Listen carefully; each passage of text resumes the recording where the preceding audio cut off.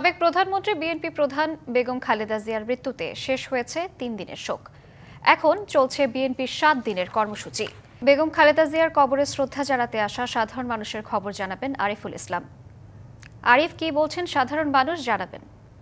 আপনি জানেন যে ৩ দিনের যে রাষ্ট্রীয় শোক সেটা কিন্তু শেষ হয়েছে, তবে দলীয় পক্ষ থেকে ৭ দিনের যে শোক কর্মসূচি সেটা কিন্তু অব্যাহত রয়েছে। এর মধ্যে আমরা জানাতে চাই যে আসলে তিনি যে শায়িত হয়েছেন সেটা হচ্ছে আজকে দিয়ে ৪ দিন, চতুর্থতম দিনেও সাধারণ মানুষের কিন্তু ভিড় কমছে না।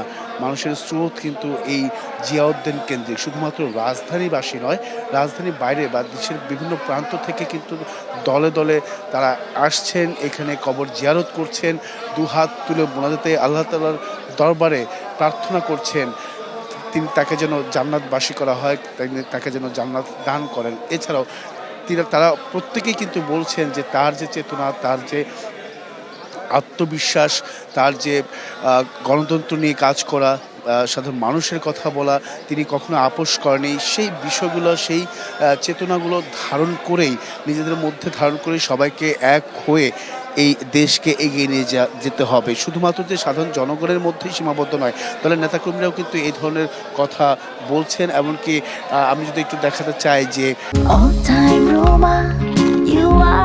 All time Roma. Taste it, love it. যে ভেতরে প্রবেশ করা, জিয়াউদ্দিনের ভেতরে প্রবেশ করার যে ফটকটি রয়েছে সেখান দিয়ে মানুষের যে স্রোত বলা যায়, কারণ আজকে চতুর্থ দিন হওয়ার পরও, সাহিত্য হওয়ার চতুর্থ দিন হওয়ার পরেও মানুষের ঢল কিন্তু কমছে না, মানুষের আনাগোনা কিন্তু কমছে না।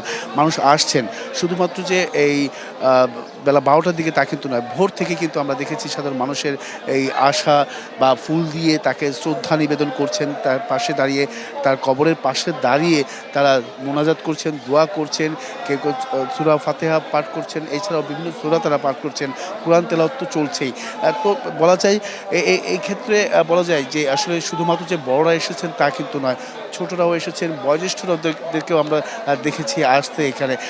তারা একমাত্র বলছেন যে তাদের সেই ভালোবাসা কুড়িয়েছেন বিএনপি চেয়ারপারসন বেগম খালেদা জিয়া মরহুমা, তিনি কিন্তু ভালোবাসা কুড়িয়েছেন। শুধুমাত্র যে বড়দের মন জয় করতে পারেননি, তিনি ছোটদের মন জয় করেছেন, বয়োজ্যেষ্ঠদের মন জয় করেছেন। প্রত্যেকের মানুষই আসলে ভালোবাসার টানেই তারা এই কবর জিয়ারত করতে আসছেন, দোয়া করে যাচ্ছেন।